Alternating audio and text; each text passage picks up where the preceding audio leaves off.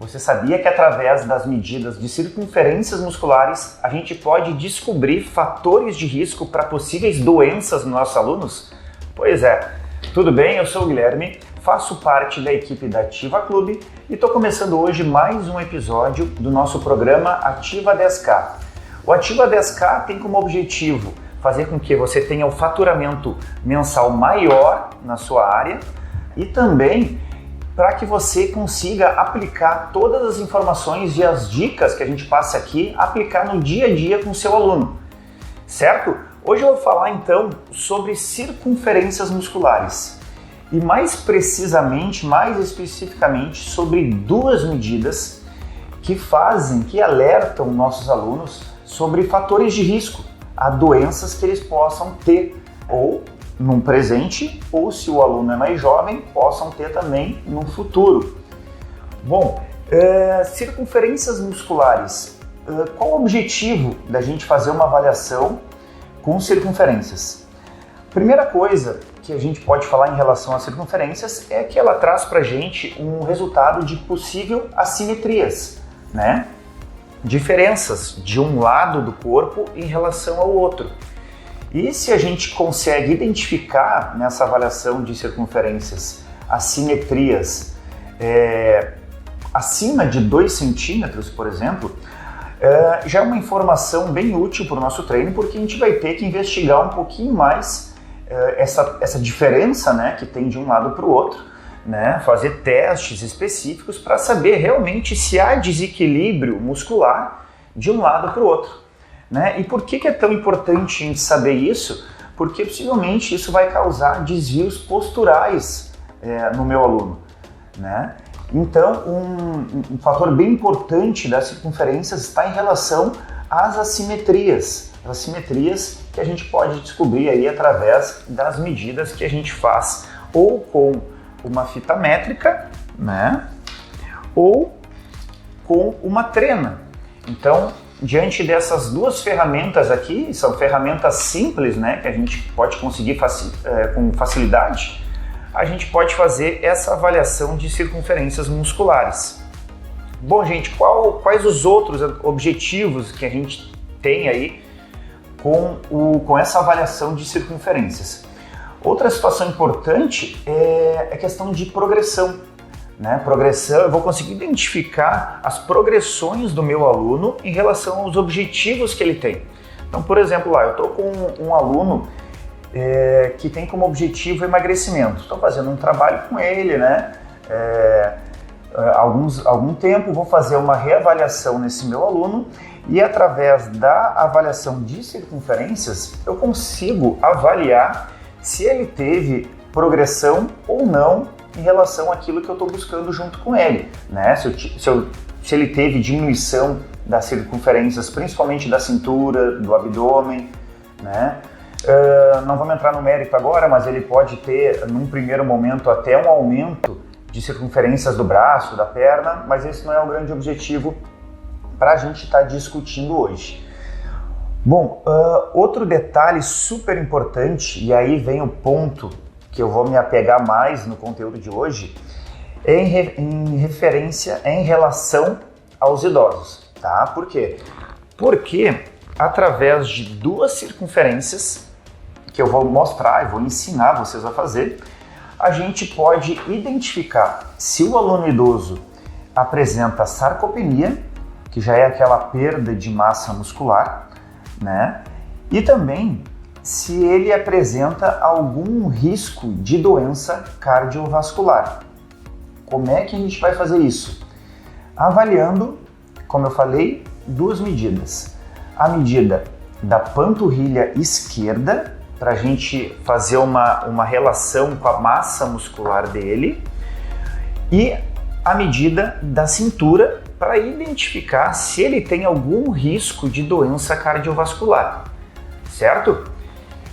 Bom, antes de eu mostrar para vocês como é que se faz essa avaliação, né, e quais são os detalhes que a gente tem que estar cuidando, vamos falar um pouquinho sobre a avaliação física no geral, principalmente em relação às observações, os cuidados que a gente deve ter no momento que vai fazer uma avaliação e depois uma reavaliação para fazer o comparativo, tá?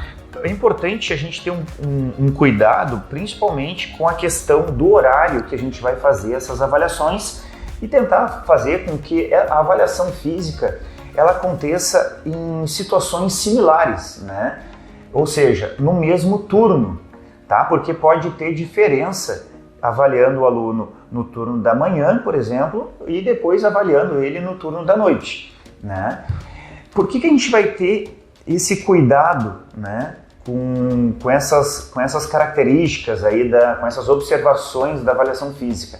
Para diminuir a chance de erro, a margem de erro diminui se a gente consegue padronizar, né, uma avaliação física. Então, voltando ali, interessante fazer a avaliação no mesmo turno. Se a gente quiser padronizar um pouquinho mais, a gente pode pedir para o aluno urinar antes de começar a avaliação física, aí na avaliação e na reavaliação, né? Questão de jejum, ou o aluno está alimentado ou ele vai estar em jejum, e a gente tem que manter o mesmo padrão nessas duas avaliações. E a gente tem que ter um cuidado também se a mulher não está no período menstrual, tá? Então, a gente dá preferência aqui para o período que ela não estiver no ciclo menstrual, para não ter alterações, né, de uma avaliação para outra. Bom, gente, em relação às circunferências, então, como eu já falei para vocês, a gente tem essas duas ferramentas, esses dois objetos aqui para a gente estar utilizando, né?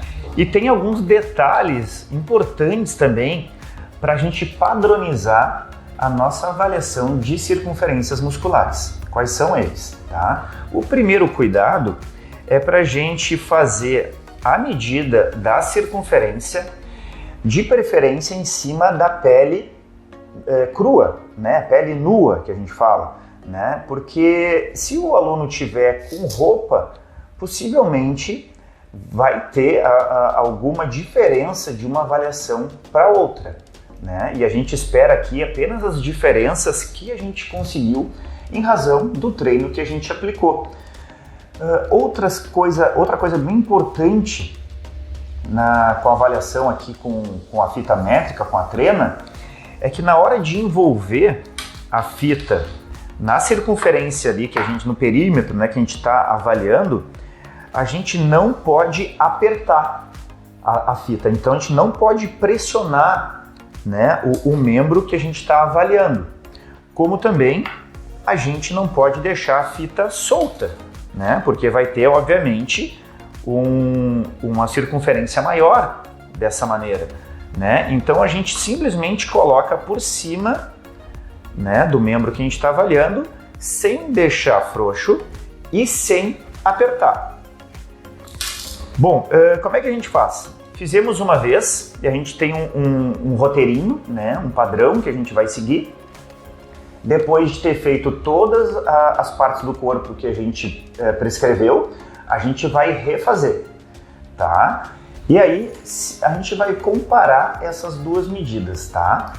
Se deu diferença acima de 5 centímetros, a gente vai ter que refazer, tá? Então a gente vai fazer uma terceira vez. Mas de maneira geral, a gente faz essas medidas de maneira duplicada, tá? Fazendo então primeiro uma sequência e depois a gente volta a fazer a mesma sequência, na mesma ordem.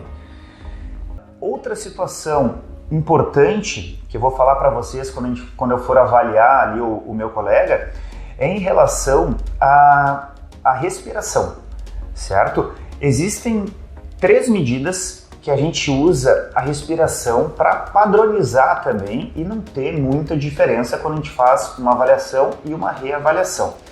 As 3 medidas são do tórax, né, da cintura e do abdômen. Como é que a gente vai fazer? A gente vai, obviamente, envolver a fita ali na medida que a gente quer avaliar, tá? A gente pede para o aluno fazer uma inspiração e de maneira bem natural para ele soltar o ar. No final da expiração, aí sim eu vou fazer a leitura, tá? Porque também pode ter diferença se lá no dia da avaliação eu fizer a medida, tá? No momento que o aluno estiver inspirando, e lá na reavaliação eu fizer a mesma medida no momento que ele está expirando, perdão, certo? Então a gente tem que tomar cuidado, né, para não cometer esse erro, e como eu falei, o grande objetivo é diminuir, né, a margem de erro. Então a gente padroniza, né, a nossa avaliação justamente com esse objetivo. Gente, quais são as principais circunferências, as principais medidas que a gente vê no aluno? São então peito, cintura, abdômen, quadril, coxa, panturrilha e braço. Obviamente que existem diversas outras medidas que podem ser feitas, antebraço, a coxa a gente pode dividir em coxa proximal, medial, enfim. Mas a gente vai se deter nessas circunferências que eu falei, tá? Porque as outras não têm uma relevância tão grande para o trabalho que a gente vai executar. Exceto se o aluno tiver alguma particularidade, daí sim, tá? Mas todas essas medidas vocês podem encontrar depois lá no e-book da Ativa Clube.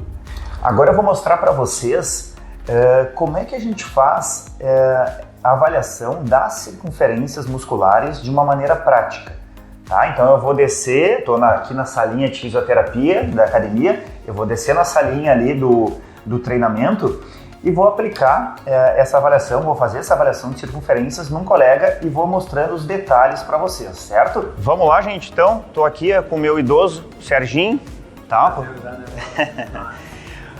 Lembrando alguns detalhes, né, da avaliação de circunferência.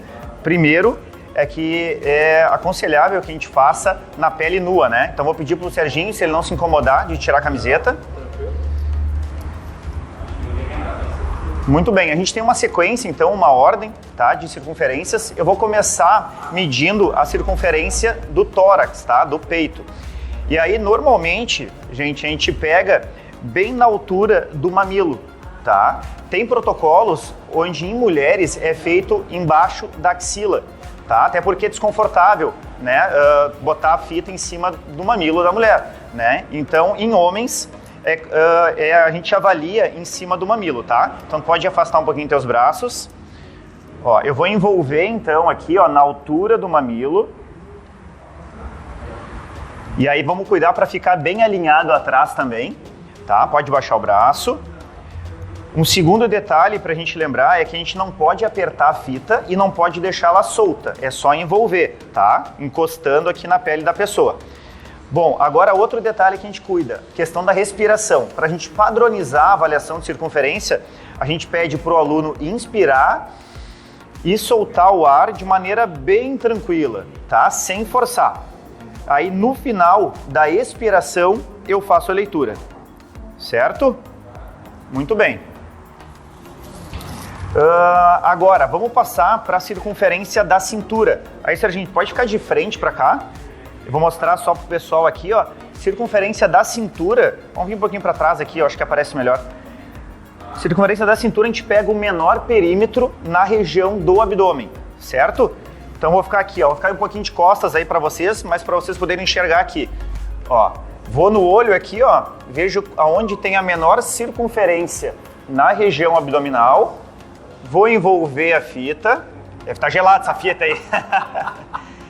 Relaxa o braço. Relaxa o ombro de forma bem natural. Inspira e relaxa. Solta.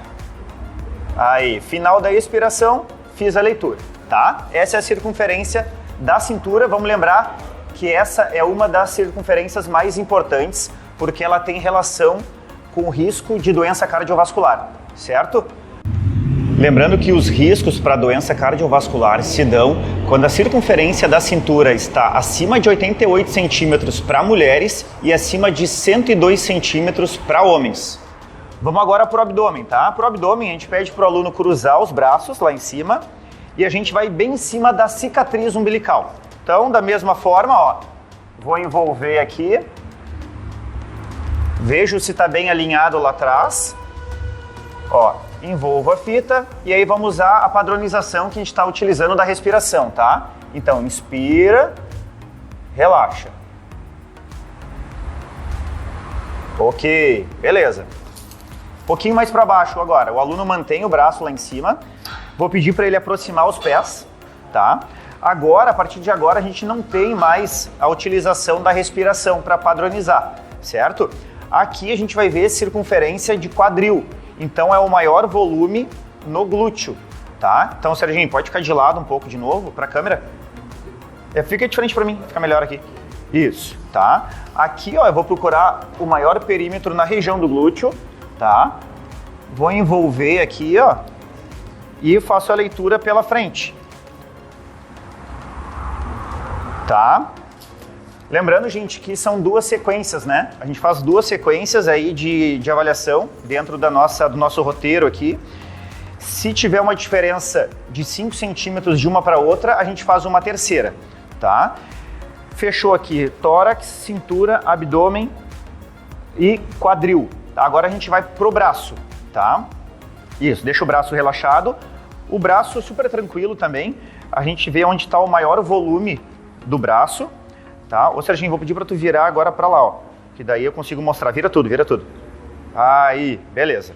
Tá, ó, identifiquei onde está o maior volume, maior perímetro do braço. O braço tem que estar relaxado, tá? Então ele volta aqui a posição. Vou envolver a fita sem forçar e aí vejo a medida, ok? Vamos agora para a medida da coxa. Medida da coxa. Esse aqui tem um detalhe importante, tá? O que acontece? O avaliado vai estar de costas para mim, tá? Que altura tu tem, Serginho? 1,78, tá? Para alunos que têm mais de 1,70 m, a gente marca 20 centímetros partindo da fossa poplítea aqui atrás, ó, do joelho, para cima. Aí eu meço nessa altura, tá? Então, Serginho, pode puxar um pouquinho a bermuda para cima? Ó. Fossa poplítea, tá? Que é uma parte aqui bem atrás do joelho. Eu faço um pontinho ali, pego aqui a minha trena, ó, marco 20 centímetros e faço outra marca aqui na coxa, tá? E é em cima dessa medida aqui que eu vou avaliar. Ó, envolvi. Ok. Tranquilo? Vamos lá. Próxima, panturrilha, tá? Pode ficar de lado para mim, Serginho. Aí, beleza, panturrilha é tranquila também, tá? A gente vai no maior perímetro da perna. Então, identifiquei o maior perímetro, ó, envolvo ali a fita e vejo a circunferência. Vamos lembrar que a medida da panturrilha também é super importante, principalmente para a população idosa, tá? Porque se eles tiverem medida abaixo de 31 centímetros, eles têm um risco de sarcopenia. Tá? Que é já a diminuição, perda de massa muscular. Mas daí a gente tem que fazer sempre na perna esquerda. Isso aí, gente. Valeu, Serginho. Obrigado. Até a próxima. Voltamos aí, gente. Bom, como vocês viram, então eu fiz as medidas de circunferências musculares no meu aluno, tenho todas as informações dele, né? Sei quais são os objetivos que eu quero com ele, mas e agora? Tenho os resultados na mão. O que os resultados das circunferências musculares podem me dizer e por que eles vão ser importantes para o meu treino? Bom, a primeira coisa, como eu falei para vocês anteriormente, é em relação às assimetrias. Então, se eu identifiquei uma assimetria muito grande de um lado para o outro no meu aluno, eu posso fazer aí um trabalho de compensação, até para isso não virar depois um desvio postural e ser prejudicial a ele, né? Então, quando a gente estiver fazendo um trabalho de força, por exemplo, e eu tenho um lado muito mais forte em relação ao outro, se eu começar a fazer muito trabalho bilateral, por exemplo, de uma puxada, no supino, possivelmente aquele lado que é o dominante e é mais forte, ele vai predominar mais ainda. Então, eu não vou estimular o lado que já é inferior. Então, nesses casos, a sugestão é de fazer trabalhos unilaterais, para estimular os dois lados da mesma maneira, certo? Bom, em relação à circunferência da panturrilha, que a gente avaliou ali, falou que em idosos, né, é um fator de risco para sarcopenia. Bom, se o idoso tem pouca massa muscular, o que a gente vai trabalhar nele? Vai fazer um trabalho de reforço muscular, isso é óbvio. Mas daí vocês vão me perguntar, poxa, mas tu teve que fazer uma avaliação de circunferência muscular para dizer que eu tenho que trabalhar força com o meu aluno?